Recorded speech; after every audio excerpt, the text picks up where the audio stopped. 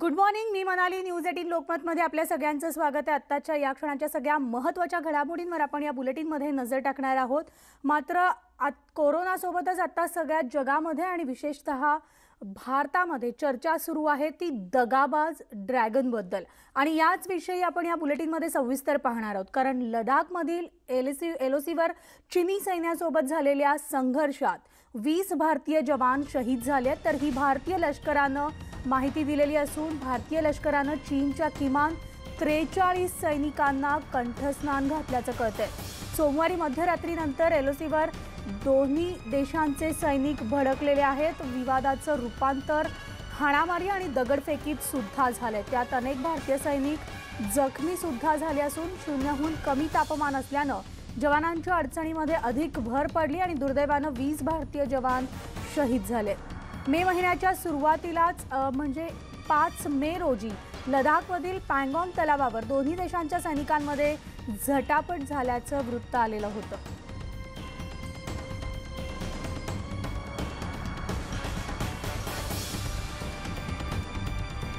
तर चीनी सैन्यासोबत झालेल्या संघर्षात 20 भारतीय जवान शहीद झालेले आहेत. त्यामुळे चीनचा एक दगाबाजपणा ज्याला आपण म्हणता येईल तो पुन्हा एकदा समोर आलेला आहे. 1962 नंतर चीननं पुन्हा एकदा आपला दगाबाजपणा दाखवून दिलेला आहे. भारतीय लष्कराकडून चीनच्या 43 सैनिकांना कंठस्नान घालण्यात आलेलं आहे. चीन सैन्यासोबत झालेल्या संघर्षात मात्र 20 भारतीय जवान शहीद झालेले आहेत. तर भारतीय सैन्याच्या एका अधिकाऱ्यासह 20 जवान शहीद झालेले आहेत. चीननं एलओसीवर हाणामारी आणि दगडफेकीला सुरुवात केलेली होती आणि त्यानंतर भारतानं सुद्धा चोख प्रत्युत्तर दिलं आणि यामध्ये 43 चीनी सैनिकांना कंठस्नान घालण्यात आले.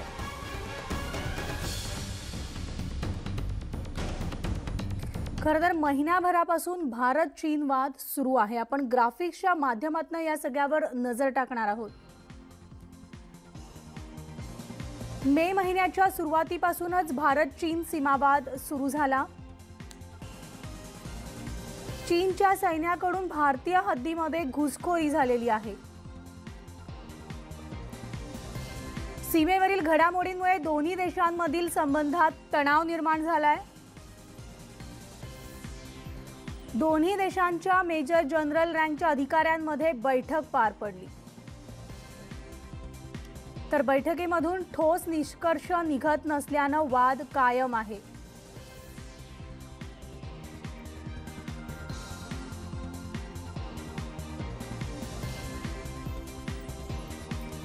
भारत चीन सीमेवर आपण पाहतोय तणाव कायम आहे. 1967 नंतर पहिल्यांदाच भारत चीन सीमेवर जवान शहीद झालेले आहेत.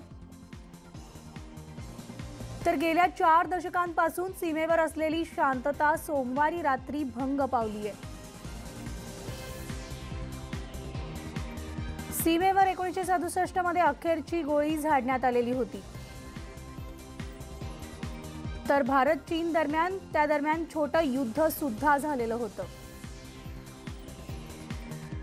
यावेळेस भारताचे 80 जवान शहीद झाले तर चीनचे 400 जवान शहीद झाले होते.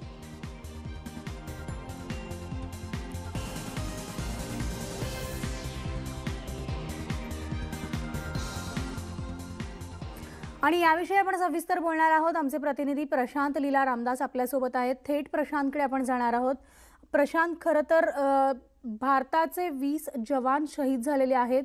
नक्कीच खूप मोठी घटना आहे आणि भारताकडून चीनच्या 43 सैनिकांना कंठस्नान घालण्यात सुद्धा यश आलेलं आहे. आता चीनच्या कुरघोड्या तुर्तास तरी थांबलेल्या आहेत का की सुरूच आहे? नेमकं तिथं एलओसीवर काय सुरू आहे? आणि चीन अजूनही असंच समजते की भारत हा 1967 सालचाच भारत आहे. मनाली, पूर्व लद्दाखमधील पँगॉन्ग, तोस, खनगान, गलवान खोले, दौलत बेग ओल्डी या भागात गेल्या 5 आठवड्यापासून तणाव आहे. भारत चीन सीमेवरील हा वाद जो आहे हा वाद सुटत नाही आहे. सीमा प्रश्नाचा तोडगा अजूनही सुटत नाही आहे.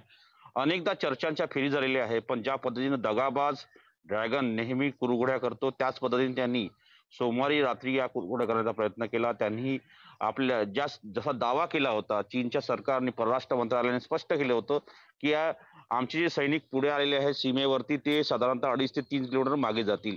याचीच पाहणी करण्याकरता एक पेट्रोलिंग पार्टी जे लष्कराची पेट्रोलिंग पार्टी गेली असता हे सैनिक त्याच ठिकाणी बसून असल्याची माहिती मिळाली. त्यानंतर या पेट्रोलिंग पार्टीने त्यांना स्पष्ट केलं की आपण जसं चीन सरकारने घोषणा केलेली आहे आपण तसं मागे जावं आणि या संदर्भात जो चीनने घोषणा केली त्याचं पालन करावं आणि अशा प्रकारचा दावा देखील चीनने केलेला होता की आमचे सैनिक मागे गेलेले आहे. पण जेव्हा पेट्रोलिंग पार्टीला आढळलं तेव्हा पेट्रोलिंग पार्टीने त्यांना खणकावलं आणि त्यांना सांगितलं की आपण मागे फिरा. यातून वाद निर्माण झाला आणि त्यानंतर चिनी सैन्याने दगड, त्यानंतर काटेरी काड्या, त्यानंतर ज्या पद्धत त्यानंतर जे टोकाकार पावडे असतात ज्यांनी माती खोदली जाते असे सगळे पावडे, त्यानंतर सळाकी, त्यानंतर अशा या सगळ्या साहित्याच्या साहित्य घेऊन थेट भारतीय सैनिकांवरती हल्ला केला.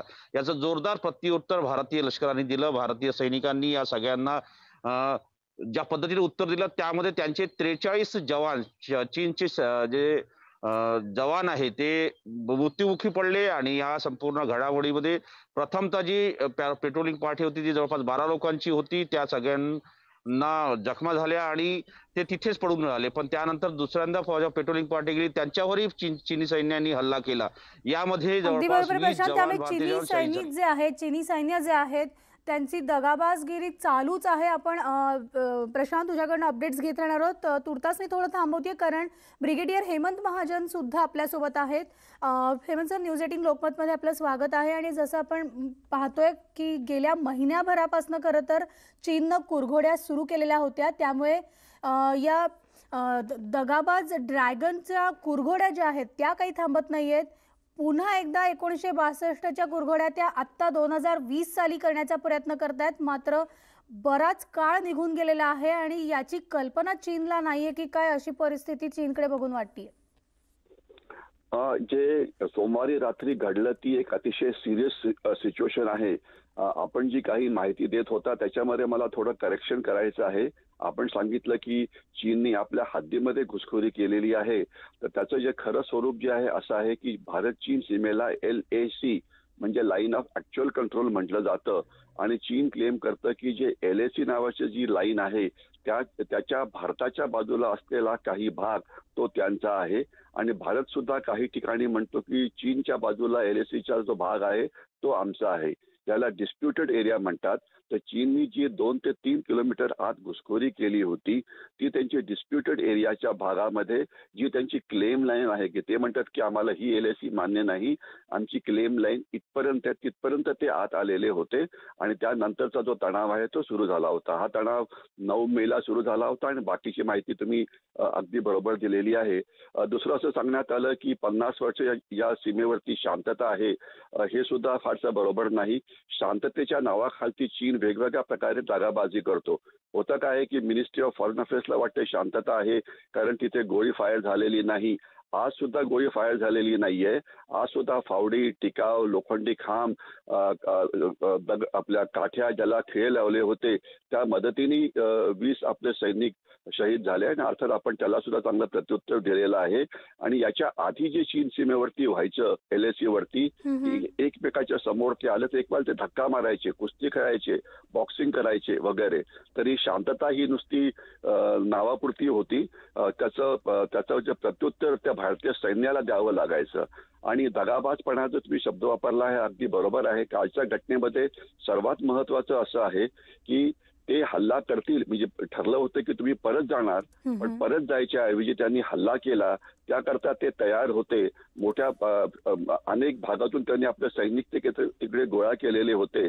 पहिले आपली पेट्रोलिंग पार्टीला अर्थातच ताकद कमी पडली. नंतर मग 16 बिहारचे जवान तिथे पोहोचले आणि त्यांनी त्यांच्याशी सुद्धा लढाई केली आणि मग त्याचं जे रूपांतर झालेलं आहे त्या हिंसाचारामध्ये त्याची तुम्ही आकडेवारी अगदी बरोबर सांगितलेली आहे. आता महत्वाचं असं आहे की हे सगळं झालं तर आता काय? जोपर्यंत लष्करी कारवाया आहेत की त्यांच्यावरती अजून पुन्हा हल्ला करायचा का, त्यांच्यावरती कुठल्या मोठ्या शस्त्रांनी हल्ला करायचा का, हे सगळं ठरवण्याकरता लष्कर हे अतिशय समर्थ आहे. त्यामुळे लष्करी डावपेच याविषयी जास्त बोलण्याची गरज नाही. गरज असेल तर पण ते सुद्धा बोलू शकतो. परंतु मला असं वाटतं की ही वेळ अशी आहे की भारत नावाच्या देशांनी एकत्र येऊन चीनच्या विरुद्ध कारवाई करायला पाहिजे. आणि सर्वात महत्वाची कारवाई जी आपण करू शकतो तो म्हणजे चीनी मालावरती बहिष्कार. मी आपल्याला अगदी थोडक्यात सांगू इच्छितो की मागच्या वर्षी चीननी आपल्याला 90 अब्ज कोटी रुपयाचं सामान विकलं आणि आपल्याकडनं फक्त 10 अब्ज किमतीचं सामान घेतलं. म्हणजे 80 अब्ज डॉलर त्यांनी जास्त आपल्याला सामान विकलं. त्यामध्ये त्यांचा प्रचंड नफा झाला. त्यामुळे त्यांची अर्थव्यवस्था मजबूत झाली. त्यामुळे त्यांचं डिफेन्स बजेट वाढलं. त्यामुळे त्यांच्या सैन्याची संख्या वाढली. त्यामुळे त्यांच्याकडे असलेली शस्त्र जास्त आधुनिक झाली. म्हणजे हा जो लडाखमध्ये ही जी दादागिरी चाललेली आहे, दगाबाजी चाललेली आहे, त्याला पैसे कोणी पुरवले तर आमच्यासारख्या काही भारतीयांनी की ज्यांनी चीनी सामान विकत घेतलेलं आहे. मला वाटतं एक आपल्या चॅनलची रीच पुष्कळ मोठी आहे. खूप लोक आपल्याला ऐकतात. तर आपण एक कॅम्पेन चालवायला पाहिजे की चीन विरुद्ध चीनी मालावरती पूर्ण बहिष्कार. हे कॅम्पेन काही जण चालवतायत पण त्याला 130 कोटी भारतीयांनी जे त्याला मदत करायला पाहिजे ती झालेली नाहीये. म्हणजे चीनचे ऍप्स वापरू नका. झूम आहे, टिकटॉक आहे वगैरे.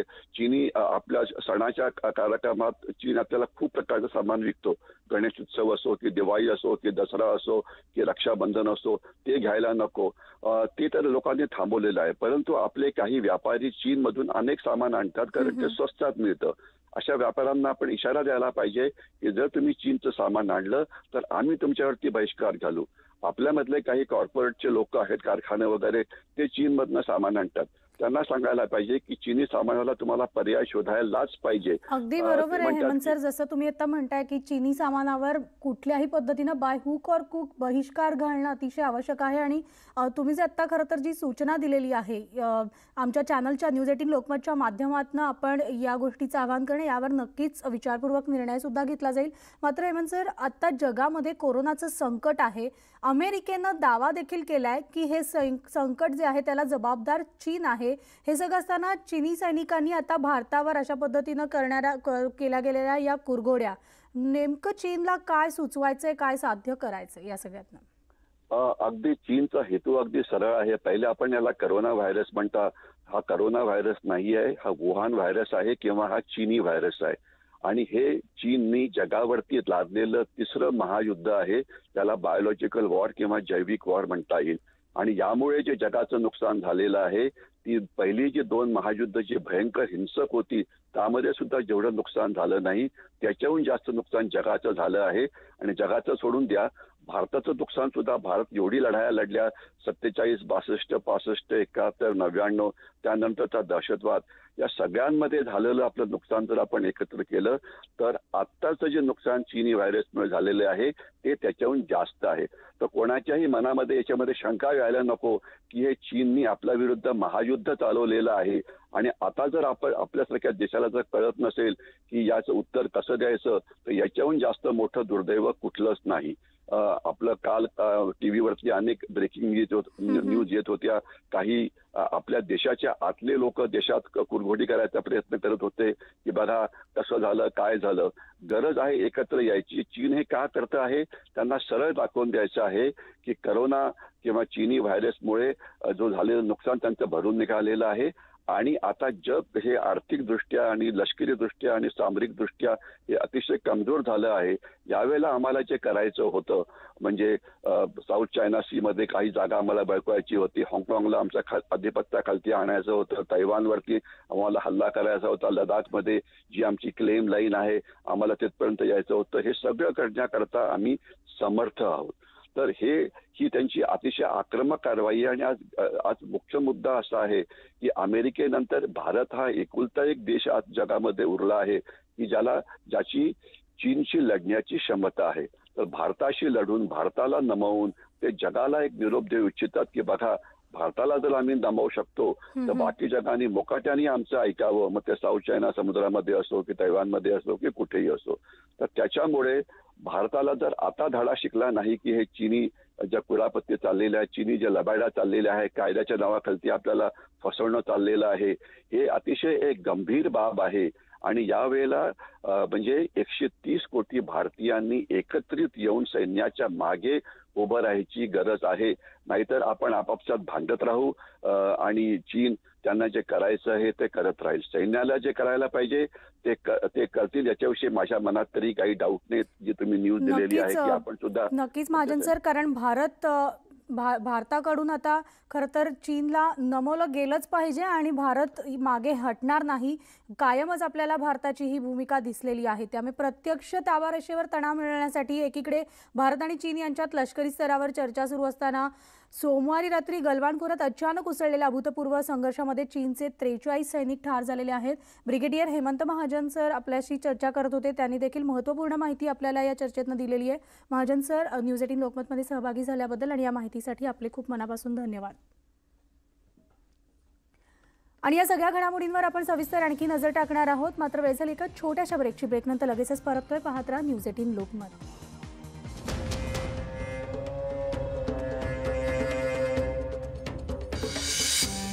तर गेल्या काही दिवसांपासून भारत आणि चीनमध्ये सुरू असलेला हा तणाव आणखी वाढण्याची दाट शक्यता वर्तवली जाते आणि याच पार्श्वभूमीवर या अचानक उद्भवलेल्या युद्धजन्य परिस्थितीवर विचारविनिमय करण्यासाठी काल रात्री दिल्लीमध्ये एक महत्त्वपूर्ण अतिउच्च पातळीची बैठक पार पडली आहे आणि ही बैठक रात्री उशिरापर्यंत सुरू होती. आमचे प्रतिनिधी प्रशांत लीला रामदास आपल्यासोबत आहेत. थेट प्रशांतकडे जाणार आहोत. प्रशांत, काल रात्री जी महत्त्वपूर्ण बैठक पार पडलेली आहे, या बैठकीदरम्यान काय नेमक्या बैठकीची माहिती मिळू शकली आहे का? आज काय निर्णय घेण्यात येणार आहेत, काय सांगशील?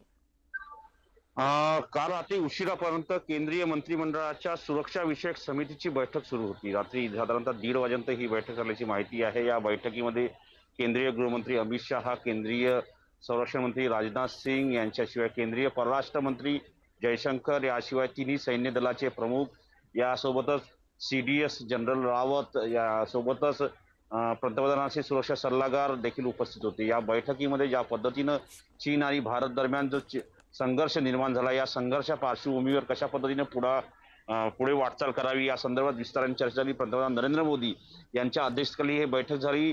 या बैठकीनंतर कुठल्याही नेत्याने कुठलीही माहिती दिली नाही, कारण की जेव्हा CCSची बैठक होती, ज्याला कॅबिनेट कमिटी ऑन सिक्युरिटी संबोधलं जातं, त्या बैठकीच्या कुठल्या प्रकारच्या पत्रकार परिषद होत नाही. पण सुरक्षा विषयक धोरणात्मक निर्णय घेण्याची अत्यंत महत्वाची समिती आहे. होऊ शकतं त्याचा आज आपल्याला काही त्याचे पडसाद पाहायला मिळतील. होऊ शकतं चीन सीमा भागांमध्ये मोठ्या प्रमाणात सुरक्षा तैनात केली. ज्या पद्धतीने हिमाचल प्रदेशाच्या 4 जिल्ह्यामध्ये सतर्कतेचा इशारा देण्यात आलेला आहे. त्यानंतर ITBP आणि तिथल्या स्थानिक पोलिसांसह भारतीय लष्कर तिथे तैनात करण्यात आलेलं आहे. ज्या भागाला उत्तराखंडच्या भागामध्ये, जिथे सोबतच हिमाचलच्या भागामध्ये जिथे चीन सीमा लागून आहे, त्या भागामध्ये सोबतच अरबी समुद्रामध्ये देखील भारतीय नौदलाला तैनात करण्यात आलेले आहे. हे याचेच पडसाद असावे की या सगळ्यांना सोबतच सतर्क राहण्याचा इशारा दिलेला झालेला आहे. आता पूर्व लडाखच्या भागात काय होतं हे देखील पाहणं महत्वाचं ठरणार आहे. नक्कीच प्रशांत, धन्यवाद या सविस्तर माहितीसाठी. तर आपण पाहतोय लडाखमधील संघर्षावर निवृत्त लेफ्टनंट जनरल दत्तात्रय शेकटकर यांनी सुद्धा प्रतिक्रिया दिली आहे. काय म्हटलं त्यांनी ते सुद्धा पाहूयात. जरी 1962च्या नंतर ह्या क्षेत्रामध्ये ते आले नाही, तरी पण त्यांनी ह्या क्षेत्रामध्ये येण्याकरता कमतरता दाखवली नाही. मागच्या 30-40 वर्षामध्ये थोडं थोडं करून हे पुढे येत गेलेले आहे आणि दुर्दैवाने आपली राजकीय इच्छाशक्ती त्यावेळेला नव्हती, तर आपण त्याच्याकडे कानाडोळा केला. मागच्या 5-6 वर्षामध्ये ही परिस्थितीमध्ये बदल आलेला आहे आणि ह्याकरता ही जी घटनाक्रम जे आहे हे तिथे झालेलं आहे. आता शासनाने हा निर्णय घेतला आहे की आपण कोणत्याही स्थितीमध्ये चीनच्या समोर, चीनच्या दबावामध्ये येऊन त्यांना माफ करायची आवश्यकता नाही. 1962च्या युद्धानंतर 1967मध्ये सिक्कीम क्षेत्रामध्ये नथुला क्षेत्रात भारतीय सैन्याने ज्याचा पराभव चीनने केला होता फक्त 5 वर्ष अगोदर, चांगला धडा शिकवला आणि त्यानंतर चीनचे सैनिक तिथे आले नाही. कारगिल युद्धाच्या दौरानमध्ये मी स्वतः अरुणाचल प्रदेशमध्ये पूर्ण चीन सीमेचा मी अधिकारी होतो आणि त्यावेळेला चीननी गडबड करायचा प्रयत्न करणार. एका बाजूला आपला कारगिलमध्ये युद्ध चालला होता पाकिस्तानबरोबर आणि चीननी तिथे गडबड केली. त्यावेळेला पण आम्ही त्यांना चांगला धडा शिकवला आणि त्यानंतर मग चीनची हिंमत त्या क्षेत्रात आजपर्यंत यायची कधी झाली नाही. ह्याचा अर्थ काय आहे की जर आपण चीनशी घाबरलो तो आपल्या डोक्यावरती येऊन बसेल. आणि ही स्थिती न येऊ देण्याकरता काल रात्री जे झडप झालेली आहे हे त्याचंच कारण होतं की चीननी रात्रीच्या अंधाराचा फायदा घेऊन भारतीय क्षेत्रात येण्याची चूक नाही केली पाहिजे, ह्याकरता हे सगळं घटनाक्रम घडलेलं आहे.